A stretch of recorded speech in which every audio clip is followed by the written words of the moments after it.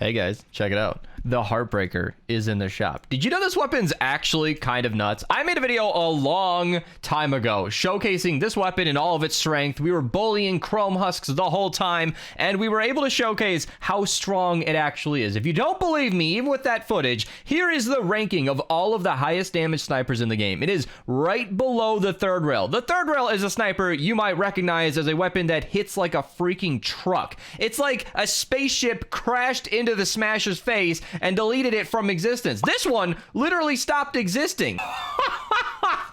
Oh, okay, he glitched. Like, it's that strong. So this weapon is technically the highest sniper in the game. You know, link to that video down below. But the Heartbreaker is right below it. And it was the top sniper for a long time before this came out. So in my brain, it is still the hardest hitting sniper. Right above the Cleaner and the Yeoman and all the things below it. So the Heartbreaker is also on par with the Crossbow. So I feel like we're going to be talking about two different weapons today. Because the Heartbreaker is the one that's available in the shop. This is the one I want to focus on. But there are a couple of variances. So first and foremost, it has the crit damage perk down here, and it has an extra damage reload mag size perk up here. And its 6 perks are 30% extra damage in ADSing. That's kind of just massive. It's super easy to set up. You just scope in, and then you're doing 30% more. And stun duration, I don't know if you need that. And snare is super useless in my opinion. Slowing enemies down is good, but killing them is better in my opinion. So that's just what I think. In the crossbow perks, you have the crit damage perk up here, but in the 5th perk slot, you have damage to afflicted, miss monsters, bosses, slow and snare, the same stuff that we always tend to have.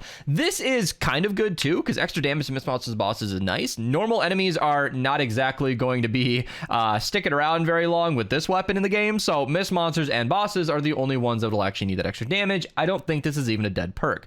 But there's also the variance in the 6th perk. So we have headshot eliminations caused explosion, which is kind of nice, a little bit of area of effect damage, but you know, we've also got the 5 headshots in a row, snared, standing in place. I think affliction is the big one. I rave about this in almost every video, and it's for the same reason always. Extra damage over time is significant. In fact, in a recent Room Sweeper video, link to that down below, I showed towards the end of that video that the affliction damage with double crit damage, and I was using Totally Rockin' Out of that game, was doing 250,000 per crit. Meaning if my affliction crit 6 times in a row, which is not that insane with Totally Rockin' Out active, that weapon was doing 1.5 million extra damage without firing a single extra shot. Now, that's an extreme case. That's a Totally Rockin' Out, double crit damage. Don't let me get too out of the weeds here, but affliction is good in general, and with a weapon like the crossbow, you don't want to take a whole extra shot if your enemy is on 1 HP. So affliction can be really, really nice.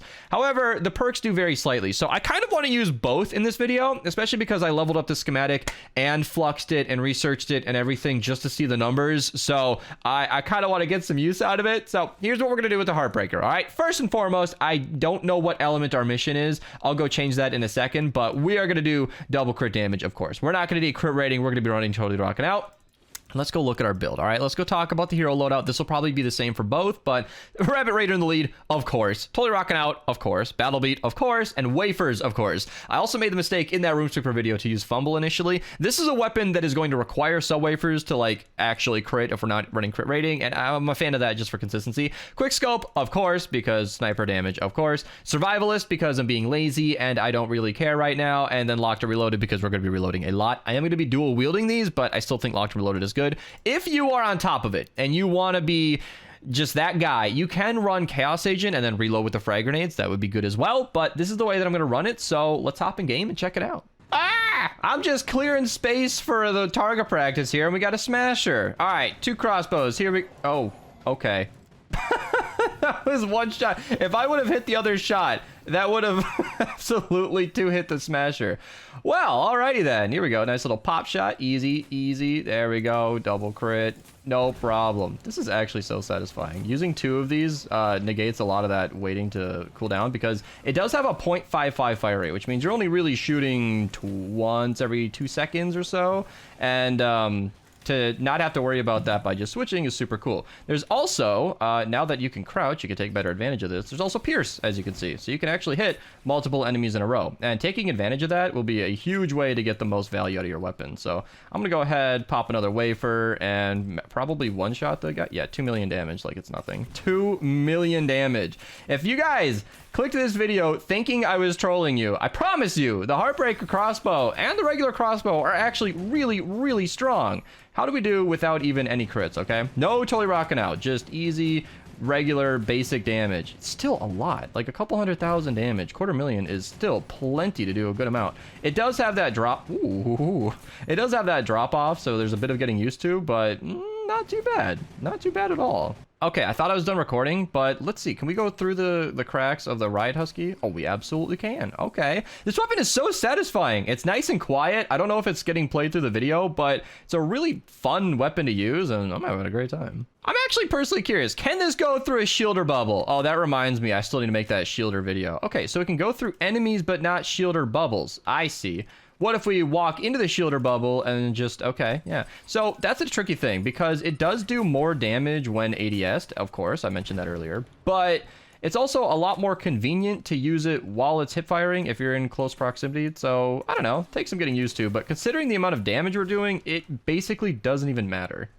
You know, this chest seems a little fishy to me. If you guys ever want to check these quickly, little hot tip, just hit them with the...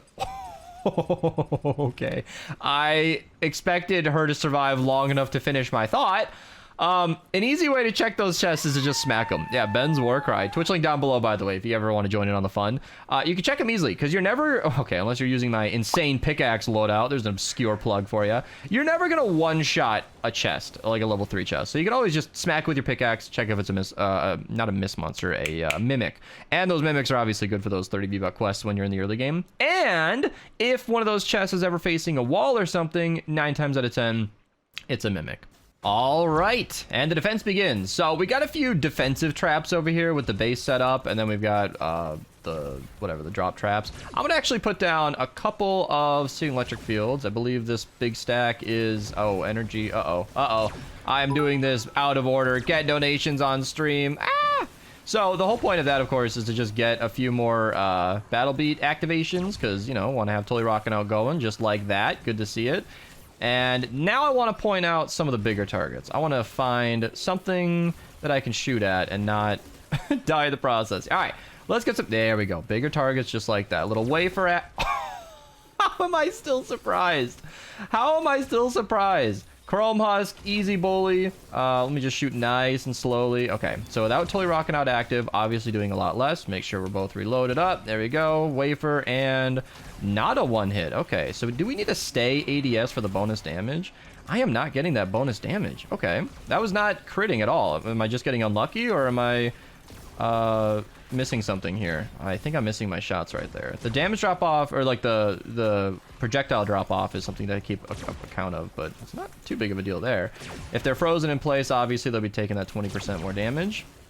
20 or 25, I still don't know when it comes to floor freeze, but seems like I need a lot of setup. Like if I don't have the wafers active, I will do next to no damage, and there's a significant damage increase for headshots as well, and it's really hard to hit these shots. Some of these are going straight through them. I don't know if I'm hitting the ground in front of me unknowingly, or is it possible that the anti-air shoots the projectile out of the sky? Because I know that was a thing with the Storm King's Onslaught, the pistol, where the anti-air were targeting it. I don't think that's what's happening, but I have my suspicions. Maybe I'm just not learning how to lead my shots appropriately. I think staying ADS is a good way to see it and track it and just see kind of where these bullets are going.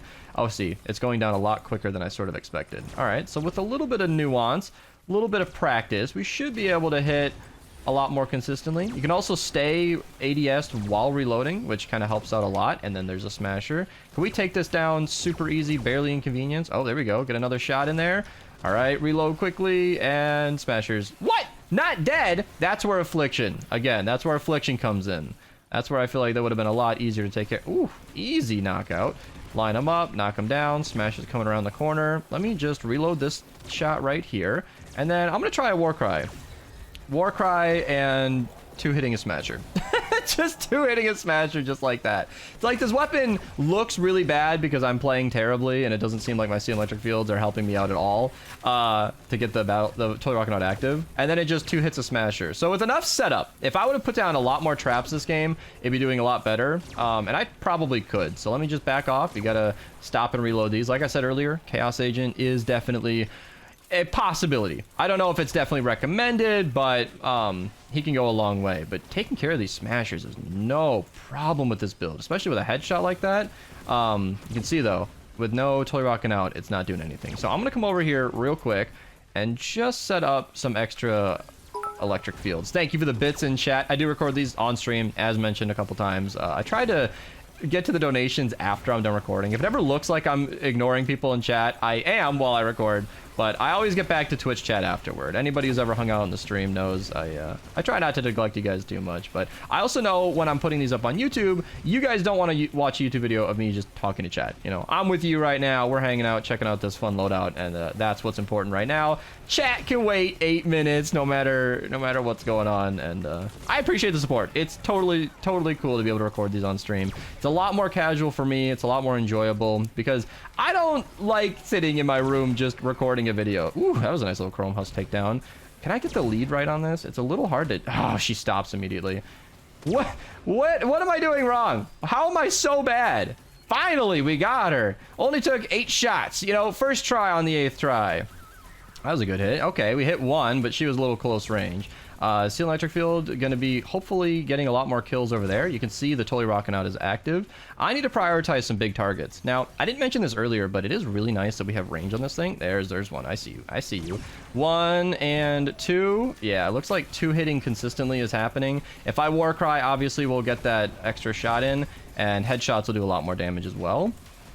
And hopefully we can, yeah, get a nice crit on that. Headshot on this thing is a lot more. So if you can see, the headshot bonus is 600,000. So we do over 2.5 times the damage if we hit a headshot, which is a little harder to do in this game. A little harder to do. And I'm running out of wafers. We are in a tropical zone as well.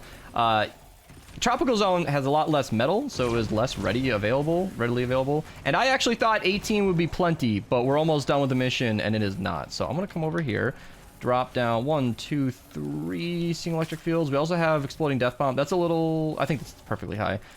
We do have exploding death bomb, so it's a little more dangerous to put traps down too close to the floor. Let me just shoot that one real quick. I wanted to line up the reloads. Ideally, I want to be reloading both weapons around the same time. I want to have the consistent downtime. We have a lot of smashers invading our base here, so hopefully we can knock them out. Ice King being super useful there. I am like totally missing this enemy probably because that is doing significantly less. Some of these targets just seem to not hit at all, and that Chrome Husk is not dead. So I'm gonna reload. I'm gonna get ready for him. I'm gonna War Cry even. I'm gonna wait for it to get back, and we're just gonna bully this guy. What? Hey, we got a nature mini boss. Okay, here we go. I'm not gonna mess this up. We're gonna get as many campfires down as I can. Let's do trap, do this, do this, do this. I see a discharger going in. My teammates were very clearly instructed, all coming in from the stream, to leave the mini boss to me. They knew I was recording a video, so I hope that doesn't happen again. I know I'm being kind of terrible in my taking out, and I'm dead. But looks like we did some decent damage. I feel like if I get revived and the nurse gets taken care of, this is going to be a lot easier on the second round. I'm going to reload both of them, hopefully pop a War Cry.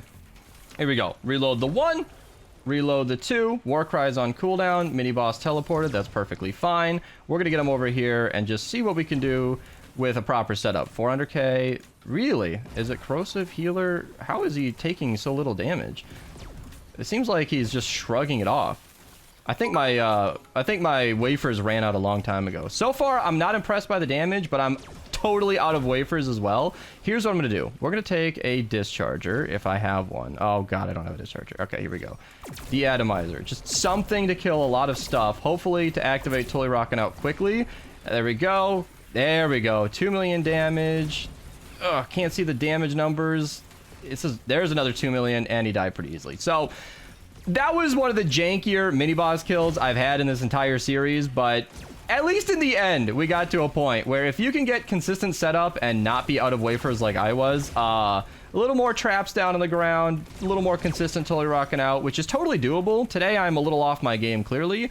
Once we're getting that set up, easy, 2 million, 2 million, 2 million, 2 million. A mini boss like that would have been sat down without even probably having to reload, and that was really, really fun to see. I wish it would have been a lot cleaner, but again, my apologies cannot be restated, so don't have to be restated. So in the second half, we're going to be checking out the Crossbow, and I'm kind of excited about that. I don't know if I'll record a full defense for that. I don't know how much more we're going to need there, but I am kind of curious to see if Affliction makes much of a difference or how the weapon performs. It will have the damage to Mista monsters and bosses, which will make it maybe a little bit better against those targets. I don't know. I'll skip to the setup here, and we'll check it out then.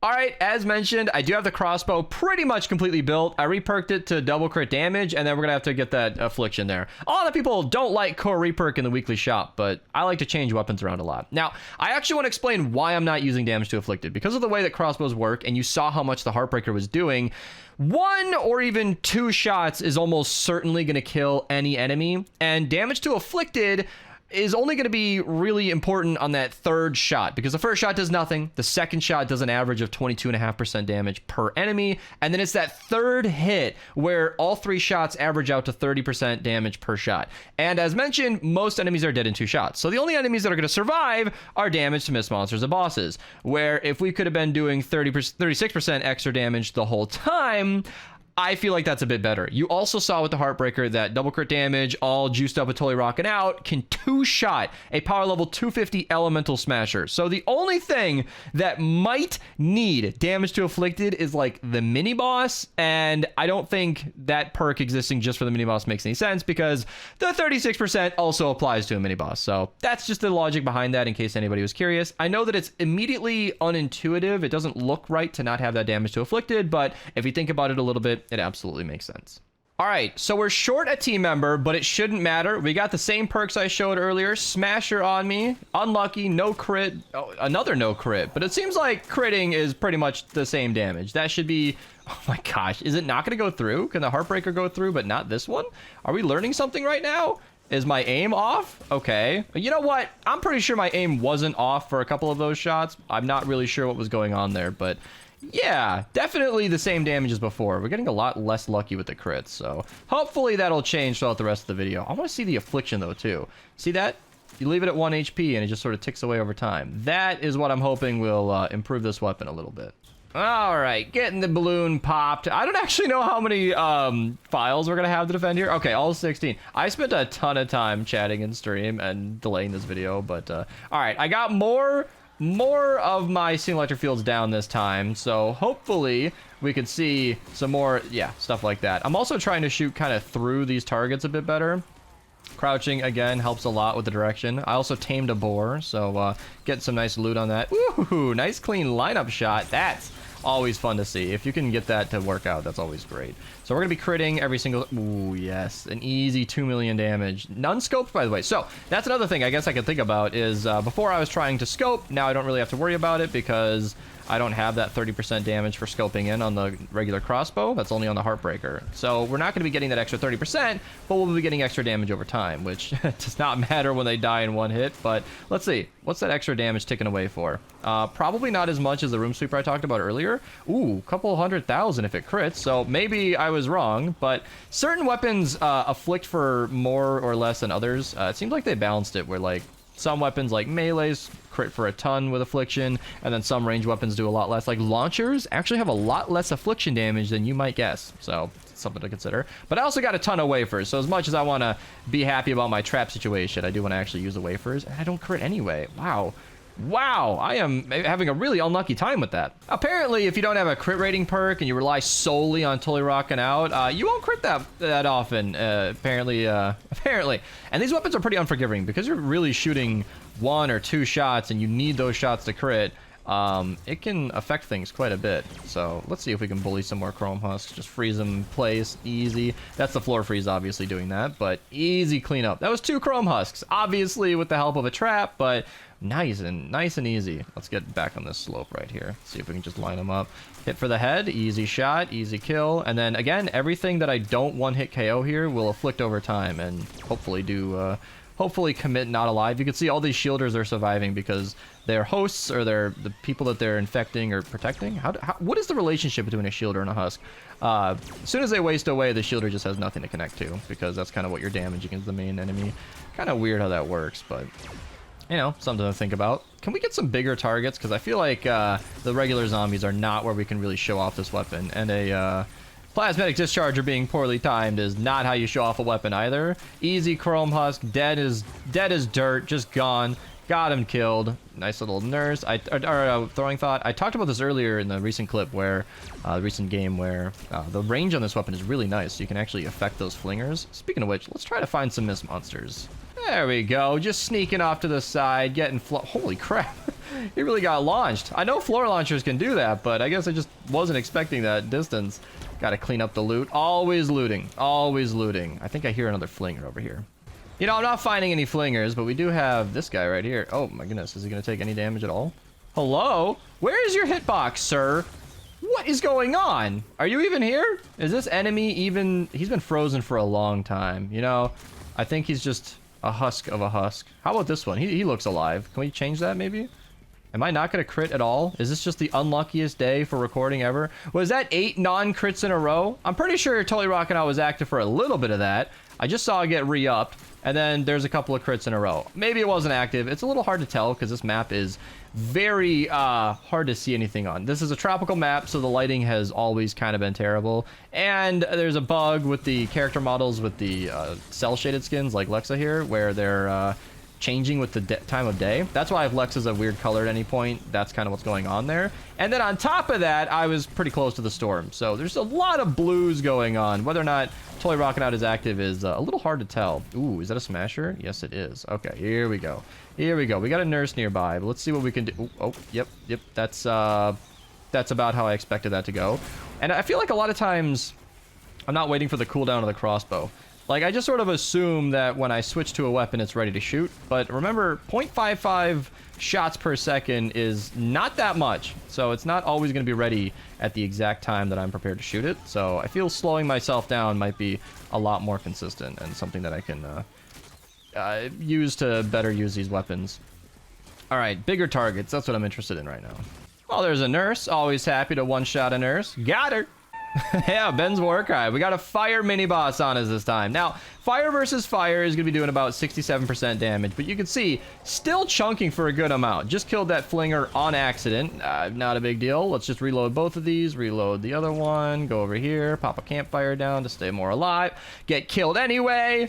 Revive, pop a war cry, eat a wafer, knock out the taker, get to business. How much damage are we doing per shot? So we're doing about 1.7 million if we hit the target, and we're afflicting for a lot of damage as well. You can see that 250,000 damage. They are getting into defense. I'm hoping my teammates can handle that, but you can see even with the wrong element, just hip firing here, sometimes hitting headshots, sometimes not. If we're critting consistently, it's doing a lot. This is kind of what we were seeing with the Heartbreaker last game, where when the element lined up, we were doing closer to 2 million damage. Again, I'm switching too quickly. That is a good amount of damage. That is really nice. And that should be a lot more damage than the Heartbreaker, come to think of it, because the Heartbreaker had reload and damage. So damage is 30%, miss mouse boss is 36%. Not a big deal, but it does make enough of a difference to do a little bit there. But I think fire versus fire is a lot worse, because the way that elements work, fire versus nature will do 100% of the weapon damage, whereas fire versus fire would be doing 67%. So we are taking about 33% off the top there, so it doesn't quite do the 2 million that I wanted to see, but still, easy. Okay, there is a shielded smasher. How can we deal with this? Let's do this. By the way, you can crit on shockwave, by the way, so if you wafer and just do that, that takes care of the shielder, and then a couple of missed shots later, can I just shoot one more? Oh man, Affliction's gonna have to do some damage while I reload, because I only had 2 in the other one, and it kind of messed me up there. Even still, taking out a smasher with relative ease is really satisfying. And I wanted to make this video just to showcase that the crossbows are actually good, and not just good, but like unironically good. This is actually usable in a 160. You can see with all the chaos going on here, if you can just switch between them and you're somebody who can personally keep up with the insanity, you'll actually do fairly well. It's not like a weapon that's kind of fun for shits and giggles. It's unironically very strong. So hopefully you learned something. Hopefully you enjoyed. Subscribe if you're new. Twitch link down below. I do record these on there. Thank you so much for watching, and I'll see you in the next one.